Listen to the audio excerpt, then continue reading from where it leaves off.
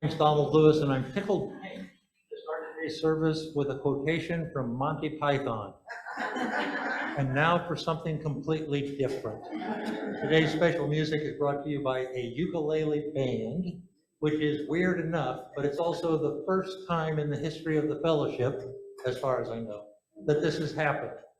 For the past 5 years, the ukulele group has met in this space, and we are here today to thank you for allowing that and for the generous use of your space.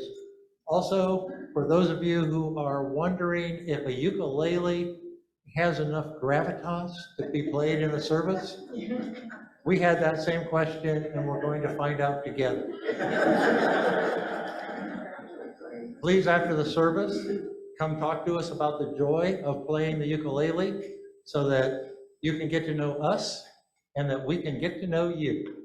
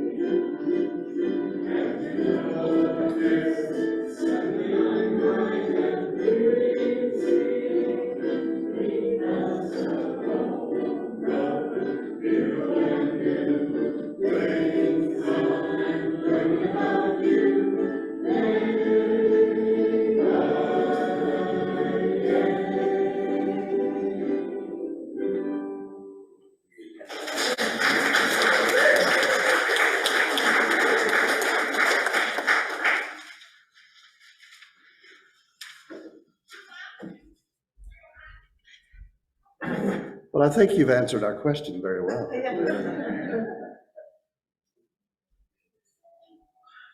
Good morning and welcome.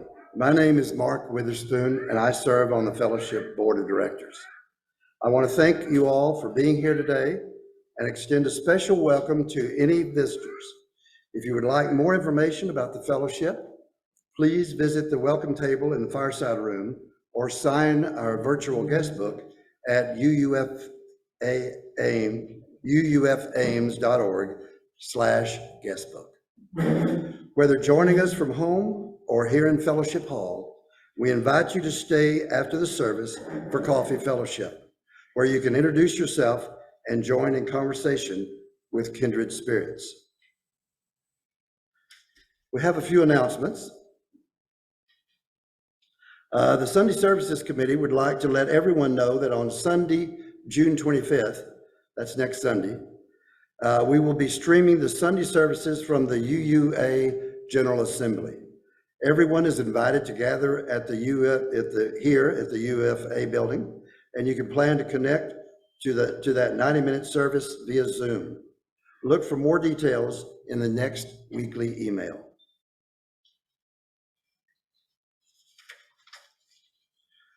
There will be a summer solstice bonfire at the OC Farm this Wednesday, June 21st. All are welcome. See your weekly email for more information. And the fellowship office will be closed for all of July. Please plan ahead and see your weekly email for important deadlines. So on behalf of this caring, nurturing congregation, I welcome each and every one of you to this sacred space.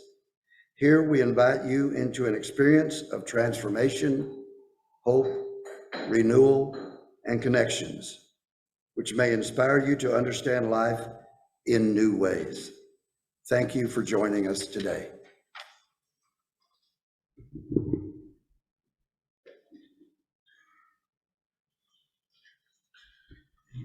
Our opening words are from Mystic Rain, who is a member of the Church of the Larger Fellowship, currently incarcerated in Texas. A little girl said to her make-believe friend, "Today I shall light a white candle. No, wait, maybe a green one, or perhaps orange or red. There are so many to choose from. Why not one of each color?" "Yes, that will do." And so she told her make-believe best friend, "We shall see a white light, a green light, a red light, a brown light, a black light, and even a blue light. And let's not forget an orange light." So she lit one of each, only to find that the rainbow of colors she had hoped for somehow got lost in the dark. Should she cry and wait for Mom to come to help her look for the rainbow of color? Her make-believe best friend said, "Wait, call no one. Look, do you see? All the tiny flames. Their heat and their light are the same and just as bright. Even the space which separates one candle and the other cannot change the sameness.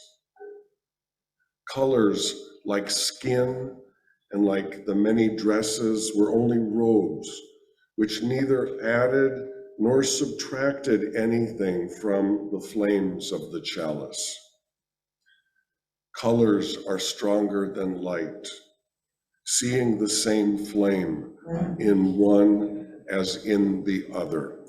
And if you just came in, please feel free to bring your flowers up right now as part of this communion. And the rest of you, please rise in body or spirit for our opening song, number 163, "For the Earth Forever Turning."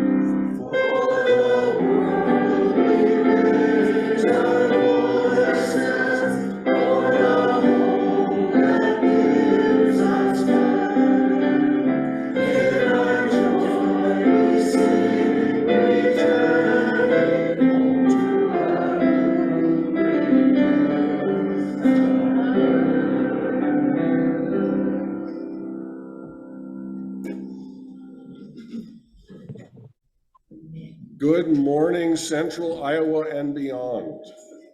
My name is Reverend A.J. Galazin. I'm your interim minister. My pronouns are he and his.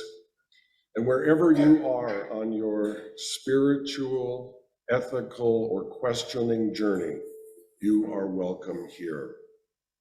Our theme this month is delight. And today, with our flower communion, we mark the traditional end of the church year, which generally follows the academic calendar. This will be my last service until I return to Ames in August. I hope you have a great summer. The Sunday Service Committee has an exciting schedule planned here at the fellowship. beginning next week with the year's largest gathering of Unitarian Universalists at the General Assembly worship service. And that service is usually a bit longer, about 90 minutes. But you are welcome to gather here in the sanctuary or at home on Zoom. Today is also Father's Day. Could we take a moment now and honor all the fathers in the house? If you're a father, would you stand right now?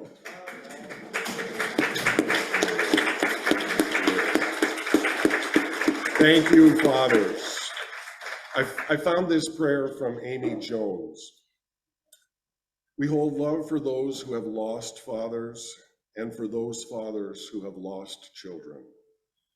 We acknowledge and hold non-binary, transgender, and cisgender dads, families made of two dads, foster and adoptive dads, and single dads.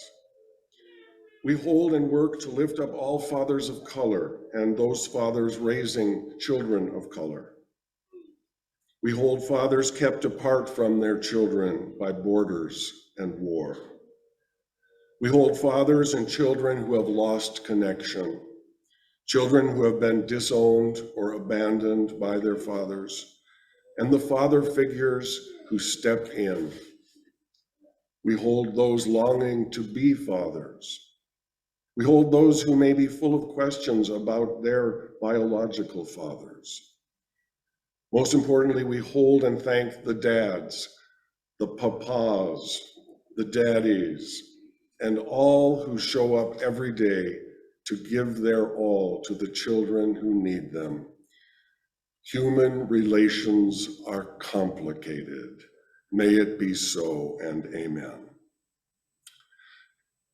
The process of becoming a Unitarian Universalist minister is a very long and difficult road, and I know many colleagues who decided not to pursue this path or give up after starting. It is rigorous, demanding, expensive, and there's no guarantee that anything will happen, even if you manage to jump through all the hoops, and there are a lot of hoops. Theodore Roosevelt is quoted as saying, "Nothing in this world is worth having or doing unless it means effort, pain, and difficulty." And I have never in my life envied a human being who led an easy life, close quote. Well, there you go. He could have been a Unitarian. And yet some brave souls still try to become UU ministers. They need to ask themselves, why is ministry better than being an active and committed lay member? What gifts can they offer? What is the cost of the programming, time, energy, and money? What will they need to give up? What areas will challenge them? And how will their relationships to the congregation change? The very first step on this process is called becoming an aspirant. To become an aspirant, a person must seek sponsorship from a congregation. The purpose of this requirement is to ensure that aspiring ministers are engaged with UU congregational life and to encourage congregations to take a responsible role in the recruitment, preparation, and assessment of future ministers. Dr. Matt Ferris, a member of this fellowship who is currently enrolled at Iliff School of Theology, requested that the UUFA sponsor his application for aspirant status. And based upon his references from both within and beyond this fellowship, the UUFA board has approved his request.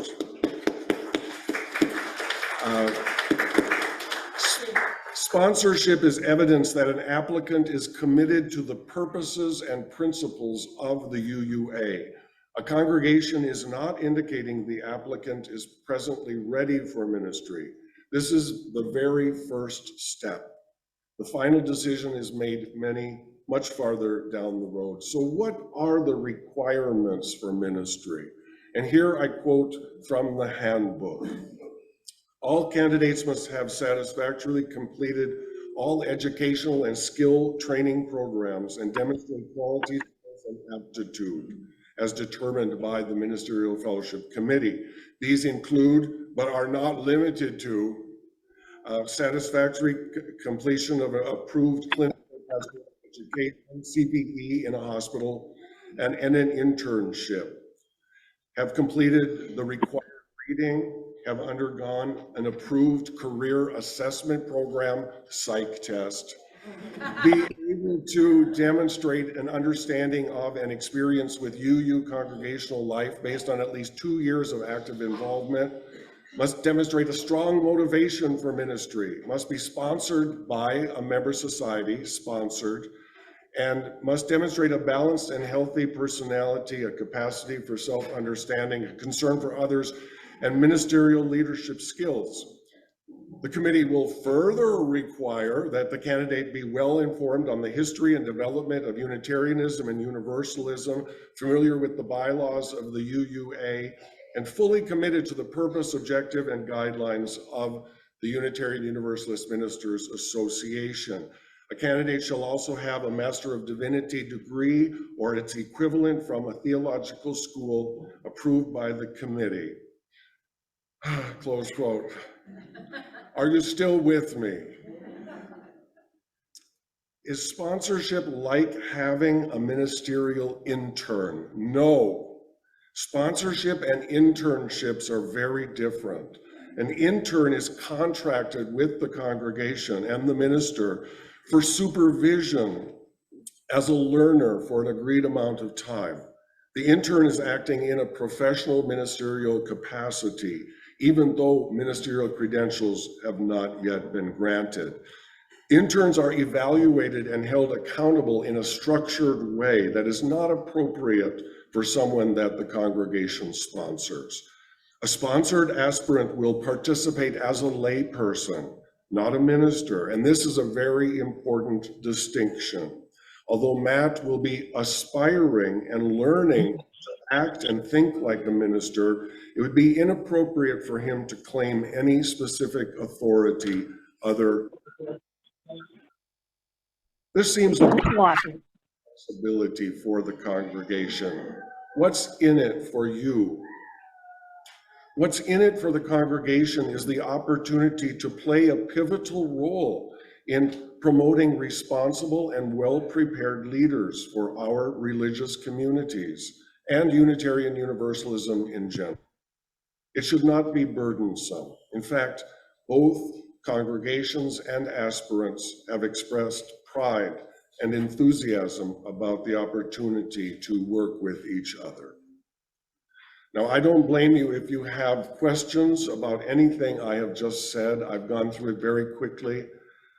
But the bottom line is it's important for the congregation to know about the path that Matt has undertaken. And it's important for Matt to lean into this long road ahead of him, which means he will appreciate your support and your constructive observations. If you have any questions, please let me know. I'm not Matt's supervisor or his mentor. I am his minister. Aspirant status gives Matt access to additional resources which will assist him on this path. And here at the UUFA, Matt has been involved in several groups, spoken at Sunday services, and I've asked Matt to prepare a short introduction message for you today. And because you've listened so well to my lecture, there is no assignment for you this week. Have a great summer and see you in August. May it be so and amen. Good morning, kindred spirits.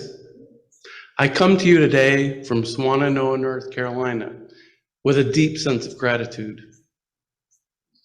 I recently learned that our board has officially affirmed its support of me for aspirant status as a UU minister in training. As Reverend AJ has explained, aspiring UU ministers undertake a long and detailed process of formation on their journey to becoming clergy. Attaining official endorsement from a UU congregation is a key part of an aspiring minister becoming what's called an aspirant. My heart is full of gratitude to you, my beloved community, to the board and to Reverend AJ for helping me reach this vital milestone in my ministry journey. Now it's up to me to continue along the next steps of the process. To give you a little better sense of what that means to me, I'd like to briefly tell you more about my peculiar ministry journey. I first attended a Unitarian Universalist service in the mid-1990s. I was a graduate student in Ohio, studying a master's in religious studies, and my advisor had once upon a time been a UU minister. He suggested that I might resonate with the Unitarian Universalism, a religion I had never heard of before.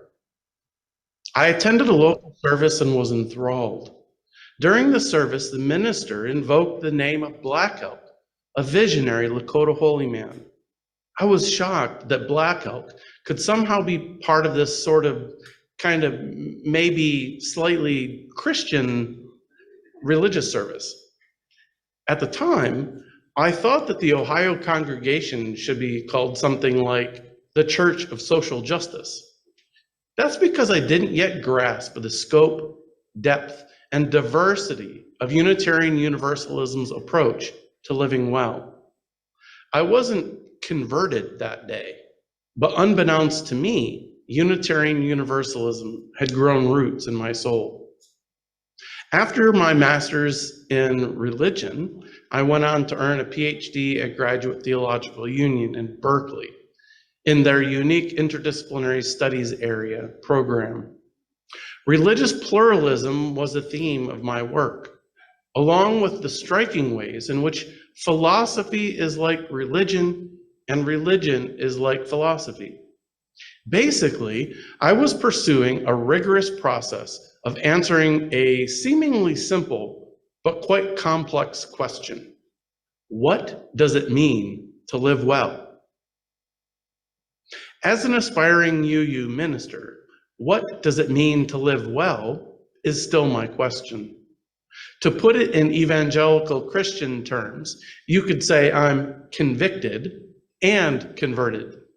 Unitarian Universalism is my beloved community devoted to living the question, what does it mean to live well? In seminary, my classes are all devoted in one way or another to exploring the resources that Unitarian Universalism has for responding to this question. For me, to be in the ministerial formation process means learning to live and to facilitate others in living a very special response to what does it mean to live well. Living Unitarian Universalism, living the wisdom of our beloved community, is a hell of a response. Thanks again to all of you, to the board, and to Reverend AJ for your support as I pursue ministry in our community of wisdom.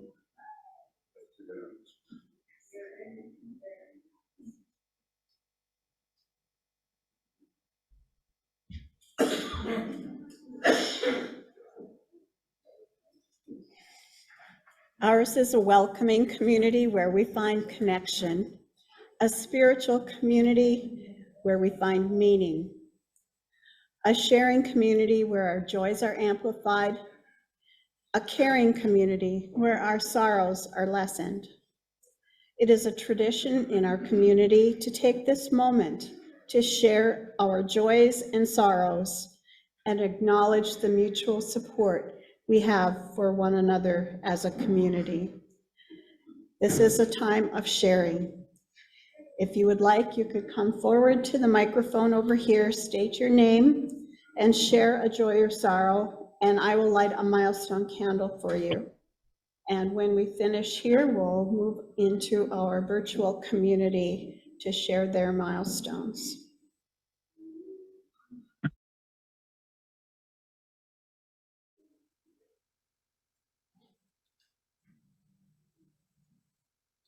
We light one last milestone candle for those milestones that have been left unsaid, for those names and events that have been spoken, and for those we hold gently in our hearts. Let's share a moment of silence together.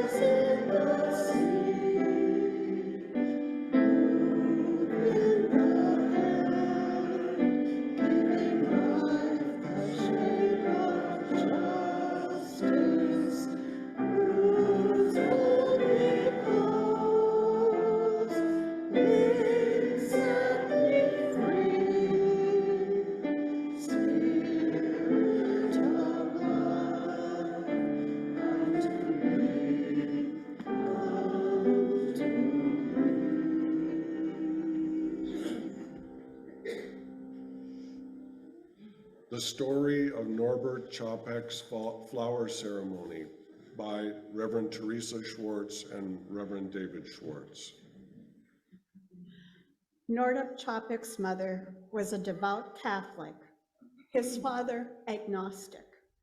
He became an acolyte at age 10 in 1890 at St. Martin's Catholic Church. In the years that followed, he became disillusioned. His priest was a cynic. At 18, he apprenticed to his uncle, a successful tailor in Vienna. Norbert discovered the Baptists and became a minister. He founded almost a dozen churches from Ukraine to Budapest. Yet, slowly his faith became more and more liberal. He left Bohemia under government threat and accepted a call to serve a Baptist church in New York City until one day in 1919. On that day, he wrote in his diary, "I cannot be a Baptist anymore, even in compromise. The fire of new desires, new worlds is burning inside of me." Norbert and his wife, Maya Chopek, joined the Unitarian Church in New Jersey in 1921. For the same reason a whole lot of you did. Their children liked the religious education program. That's the power of our Sunday school teachers. Kids, that's your power too. World War I ended. His home country now independent, he and Maya returned home to Czechoslovakia. His Unitarian Church was the Prague Liberal Religious Fellowship. In just 20 years, his church had 3,200 members. The traditional Christian communion service of bread and wine wouldn't meet the needs of his congregation because his church, like ours, had people who believed different things.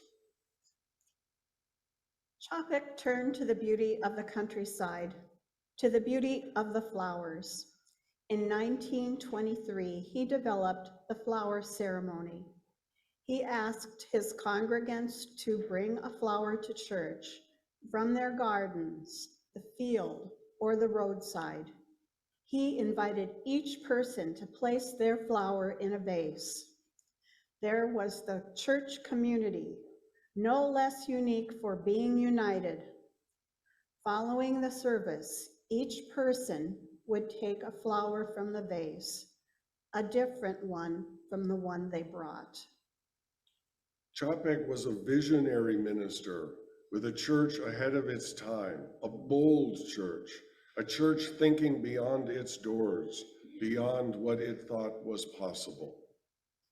It was a church that was willing to take risks, to make tough decisions, to bear disappointment, and to build a new way. First, by building a church, and that church could build up the world. That is our church. That was Chapek's church. For this, the Gestapo arrested him in 1942. The Nazis accused Chapek of listening to foreign broadcasts and sent him to Dachau concentration camp. Even in starvation and torture, he held a flower ceremony with his fellow prisoners, finding whatever flowers they could among the weeds of the camp. They testified to a beauty larger than themselves and a love that would outlive them. The Nazis killed Norbert Chapek, but his spirit, courage, and commitment live on today. Those qualities have passed now to us to make them real. His wife Maya brought the flower ceremony to the Unitarian Church in Cambridge, Massachusetts in 1940.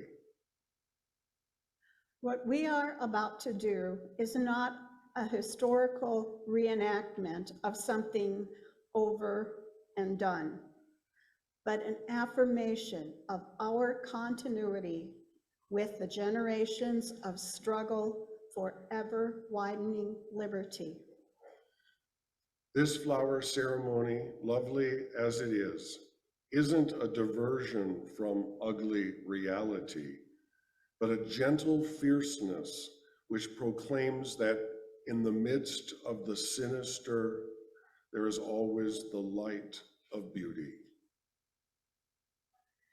We are not here to recall something that happened, but to remember something that is happening, to remember, to put it back together again. And in that remembering, may we put ourselves back together again, each as a part of the body of this community, out of many, one. Today we celebrate this ritual of solemnity and joy. As Chapek asked his people to bring a flower and celebrate beauty, so shall we. And now we will consecrate the flowers in the words of Dr. Norbert Chapek. Infinite Spirit of life, we ask thy blessing on these, thy messengers of fellowship and love. May they remind us, amid diversities of knowledge and of gifts, to be one in desire and affection and devotion to thy holy will. May they also remind us of the value of comradeship, of doing and sharing alike. And may we cherish friendship as one of the most precious gifts. May we not let awareness of another's talents discourage us or sully our relationship, but may we realize that whatever we can do, great or small, the efforts of all of us are needed to do thy work in this world. And the people say, amen.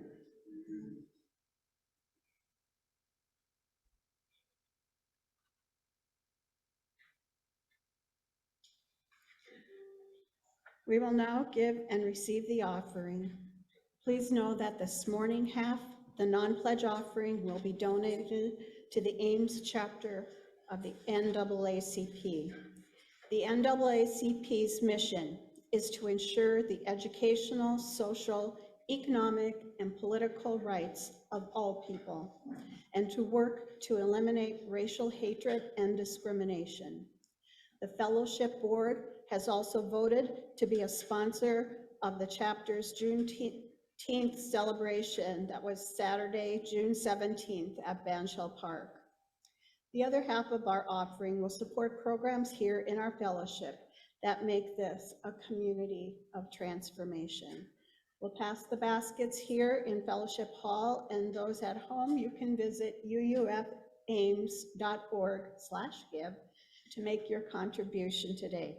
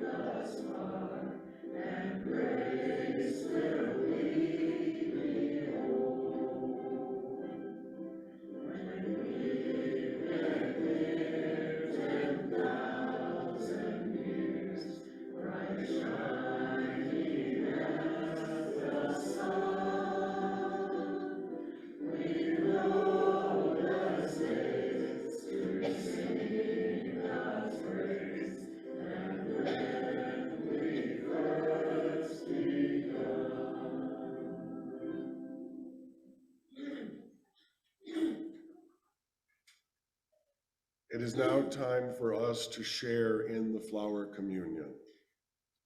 I ask that you each in turn approach the communion table. You do so quietly, reverently, with a sense of how important it is for each of us to address our world and one another with gentleness, justice, and love. And if you want to remain seated and just raise your hand, someone will bring a flower to you. I ask that you select a flower different from the one you brought that particularly appeals to you. As you take your chosen flower, noting its particular shape and beauty, please remember to handle it carefully. It is a gift that someone else has brought for you. It represents that person's unique humanity and therefore deserves your kindest touch. And if you are joining us on Zoom today, gaze upon the flowers before you quietly and reverently. And as you touch each flower, speak the name of a person who is dear to you. Each blossom represents a connection. Let us now share quietly in this Unitarian Universalist ritual of oneness and love.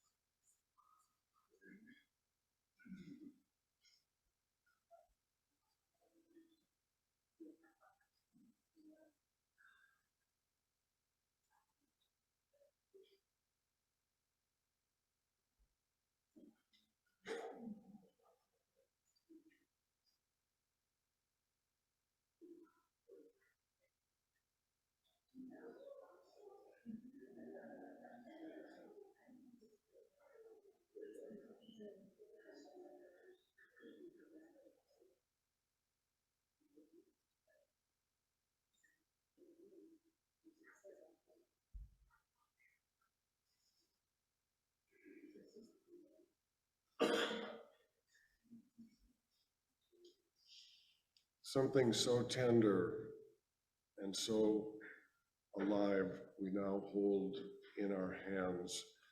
And we can conclude our ceremony with the original flower communion prayer from Dr. Chapek.